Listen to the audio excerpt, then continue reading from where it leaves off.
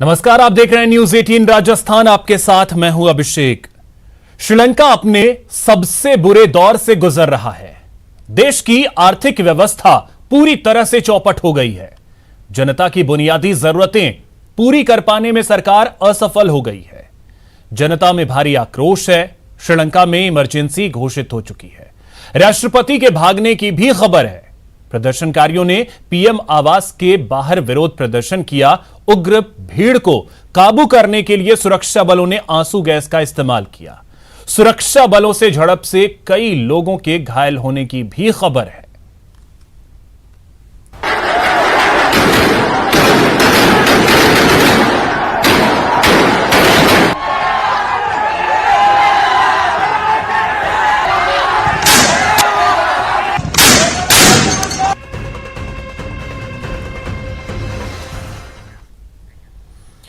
तो श्रीलंका का हाल क्या है, इन 5 तस्वीरों में देखिए। पहली तस्वीर में प्रदर्शनकारी प्रधानमंत्री हाउस के गेट को तोड़ रहे हैं। दूसरी तस्वीर में प्रदर्शनकारी प्रधानमंत्री हाउस के ऊपर जश्न मना रहे हैं। तीसरी तस्वीर में श्रीलंकाई मानव श्रृंखला के जरिए सड़कों पर विरोध जता रहे हैं। और चौथी तस्वीर में हिंसक झड़प के बीच पुलिस की मदद भी कर रहे हैं। और 5वीं तस्वीर में आप पूरा जनविद्रोह देख सकते हैं।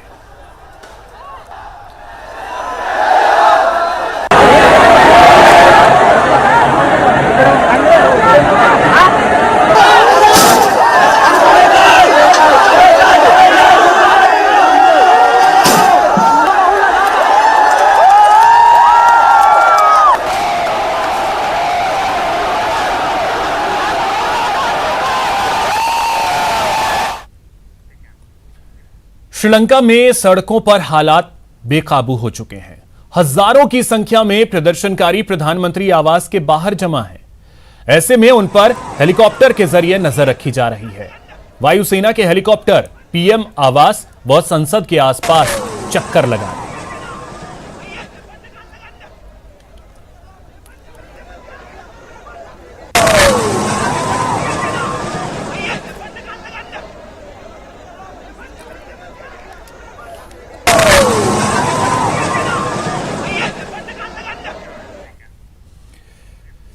तो चलिए समझने की कोशिश करते हैं कि श्रीलंका में आखिर यह स्थिति बनी क्यों, इसका समाधान क्या हो सकता है और कैसे वापस श्रीलंका पटरी पर लौट सकता है। इन तमाम चीजों को समझने की कोशिश करते हैं। हमारे साथ खास मेहमान हैं निरंजन पोद्दार जी, जो कि राजनीतिक विश्लेषक हैं। उनसे चर्चा करेंगे। निरंजन जी, बहुत स्वागत है आपका न्यूज 18 राजस्थान पर। निरंजन जी, सबसे पहले तो एक सवाल आपसे ये मैं समझना चाहूंगा, जो ये तस्वीरें श्रीलंका से सामने आ रही हैं, इन तस्वीरों को किस तरीके से देखते हैं और इसकी शुरुआत अगर हम कहें तो क्या वाकई में 2018 में ही इसकी शुरुआत हो गई थी? देखिए अभिषेक जी, मेरा ये मानना है कि यथा राजा तथा प्रजा, कि जिस तरीके का राजकाज चलेगा प्रजा को वैसी ही आदत पड़ जाती है। और प्रजा का जो महत्वाकांक्षा है, या मैं कहूं कि जो प्रजा की जो आदतें हैं, वो उसी तरीके की शुमार हो जाती हैं। और जो आप बता रहे हैं कि 2018, देखिए ऐसा है कि श्रीलंका की जो वहां की जो आर्थिक स्थिति थी, जिस आर्थिक व्यवस्था थी, वो वहां पे टूरिज्म और एग्रीकल्चर, 2 चीजें वहां की मजबूत स्तंभ थे वहां की आर्थिक स्थिति में। जिस तरीके से श्रीलंका वहां पे दालों का एक्सपोर्ट करता था, श्रीलंका वहां से चाय का एक्सपोर्ट करता था, और इतना बड़ा उनका भाग था पूरे विश्व के अंदर इन चीजों को करने के लिए। लेकिन वहां की सरकार ने जिस तरीके से उनकी स्थिति थोड़ी सी चरमराई कोरोना काल के अंदर, जैसे ही वहां का टूरिज्म खत्म हुआ या कम हुआ, या समझ लीजिए बिल्कुल धरातल पे आया, तो उसी से वहां की स्थिति चरमराई। और चरमराते ही सरकारों ने तीर्थी फैसले ऐसे कर लिए कि जिसको कहते हैं दुधारी तलवार उन्होंने चला दी। उन्होंने कैसे, एक तो उन्होंने यूरिया का जो अपने यहाँ जो रासायनिक जो खाद होती है, जो एग्रीकल्चर में काम आती है, उसके आयात पे उन्होंने प्रतिबंध लगा दिया। और वहां पे उन्होंने लोगों को एक झुंझुना पकड़ा दिया कि ऑर्गेनिक पे जाओ, ये करो वो करो, तो एग्रीकल्चर का उत्पाद तो वैसे खत्म हो गया। और उसके बाद में जो टूरिज्म का व्यापार, उनका जो एक स्तंभ था, वो इसलिए टूट गया क्योंकि कोरोना की वजह से सारे लगभग पूरा विश्व लॉकडाउन में चला गया, विश्व स्थिर हो गया था। और उसके बाद में जो जिसको कहते हैं कि जले पे नमक छिड़कने वाली बात, तो उन्होंने श्रीलंका ने अपनी जो देश की जो कमांड हाथ में दे दी थी, वो दे दी थी चाइना को। चाइना के ऊपर उन्होंने इतना, ये उनके मेरे हिसाब से सबसे बड़ी जो त्रुटि थी, भूल थी, कि उन्होंने चाइना जैसे देश के ऊपर भरोसा किया, जो केवल और केवल आप ये मान के चलिए शोषणकर्ता देश है, जो एक विस्तारवादी देश है। तो उन्होंने वहां चाइना से बहुत बड़ा कर्ज लिया, और ऐसी ऐसी शर्तों के ऊपर कर्ज ले लिया कि जिन शर्तों को पूरा करना भविष्य के लिए श्रीलंका के लिए बिल्कुल मुनासिब नहीं था।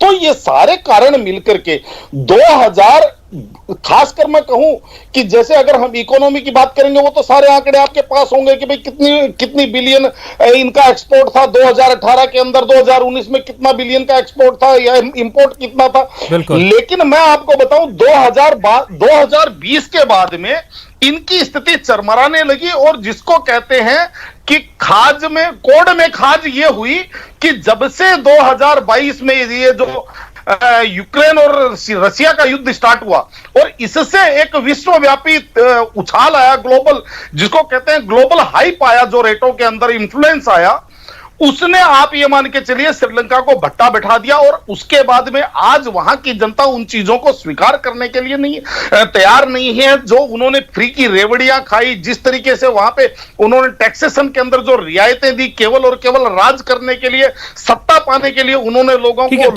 जो फ्री का शहद चटाया, चाशनी चटाई। क्या हम ये मान सकते हैं श्रीलंका सरकार की दूरदर्शिता बिल्कुल भी नहीं थी, दूरदर्शी सरकार बिल्कुल भी नहीं थी? क्योंकि जो खाद को लेकर के आपने जिक्र किया, क्योंकि श्रीलंका की इकोनॉमी एक तो कृषि है और दूसरा पर्यटन है। पर्यटन के बारे में मैं चर्चा करूंगा, उससे पहले आपने जो कृषि की बात कही, ऑर्गेनिक की तरफ जाने से पहले धीरे धीरे जाना चाहिए। श्रीलंका सरकार ने अचानक से फैसला ले लिया, उसके बाद जरूरत पड़ी खाद की तो अचानक से चाइना से ही इंपोर्ट किया था, जिसे फिर उसे वापस भेजना पड़ा। तो दूरदर्शी सरकार साफ तौर पे नहीं लगा कि श्रीलंका की है, दूरदर्शिता की साफ तौर पे कमी नजर आई, और जो चाइना का मकर जाल था उसमें पूरी तरीके से फंस गई।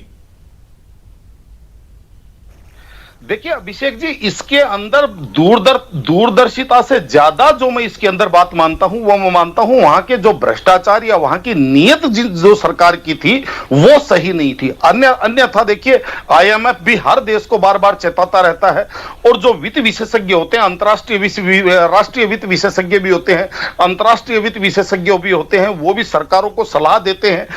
हर एक सरकार की वहां पे पूरे आजकल विश्वव्यापी स्क्रूटनी होती है, और उसकी जो रिपोर्टें अंतर्राष्ट्रीय खबरों के अंदर छपती रहती हैं। तो क्या कहने का तात्पर्य ये है कि मैं ये नहीं कहूंगा कि भाई वहां की सरकार के द्वारा